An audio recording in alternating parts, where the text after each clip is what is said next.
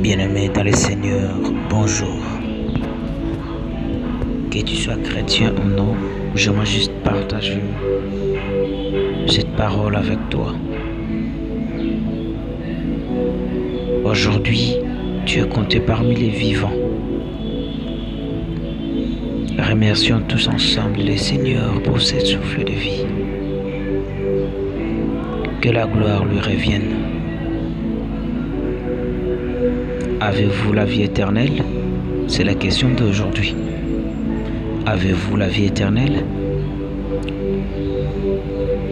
La Bible nous trace un chemin précis vers la vie éternelle.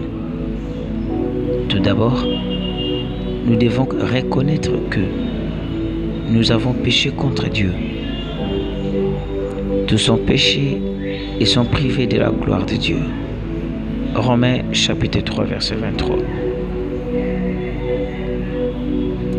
Nous avons tous fait des choses qui déplaisent à Dieu. Donc nous méritons tous d'être punis. Puisqu'en fin de compte, tous nos péchés sont contre Dieu, un Dieu éternel. Cela implique un châtiment éternel aussi. En effet, le salaire du péché, c'est la mort.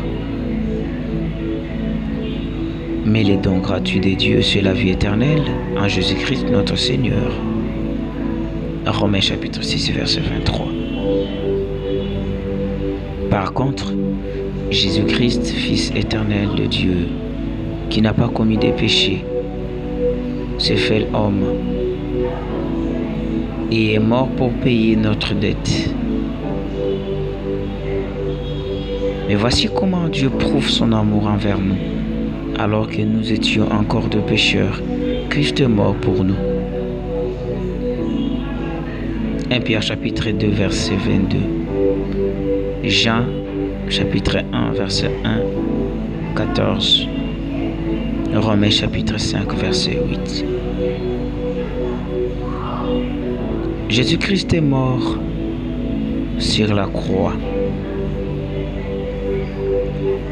Jean 19 31 à 42, pour prendre sur lui la punition que nous méritons.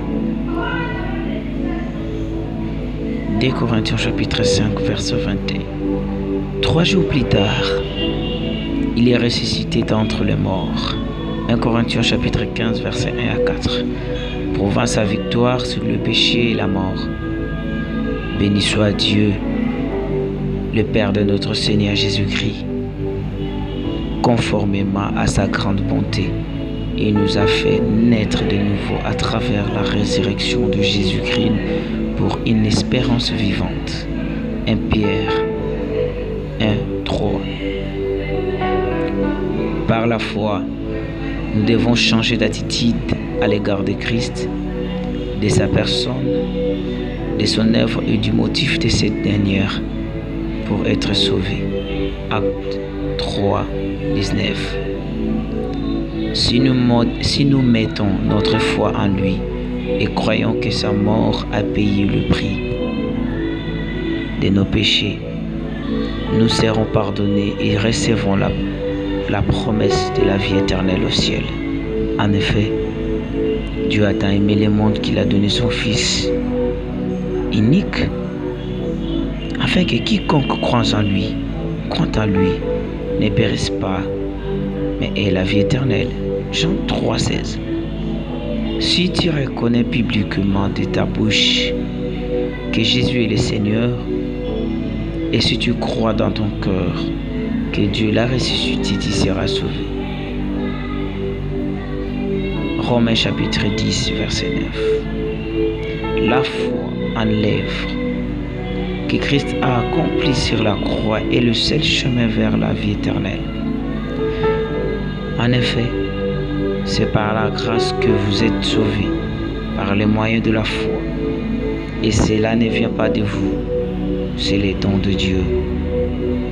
Ce n'est pas par les œuvres, afin que personne ne puisse se vanter. Éphésiens chapitre 2, verset 8 à 9. Si vous désirez accepter Jésus-Christ comme votre sauveur, Voici une simple prière. Le seul fait de faire cette prière ou une autre ne vous sauvera pas, frère. Seule la foi en Christ peut vous sauver du péché. Ce modèle de prière n'est qu'un moyen d'exprimer à Dieu votre foi en lui et de lui remercier d'avoir pourvu à votre salut. Prions ensemble. Dieu, je sais que j'ai péché contre toi et que je mérite une punition. Mais Jésus-Christ a pris cette punition que je mérite sur lui-même, afin que, Éternel, par ma foi en lui, j'ai accès au pardon.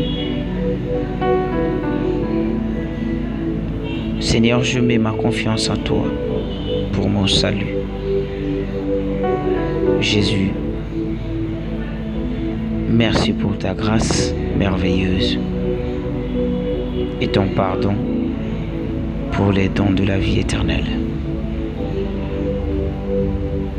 Ainsi, j'ai prié.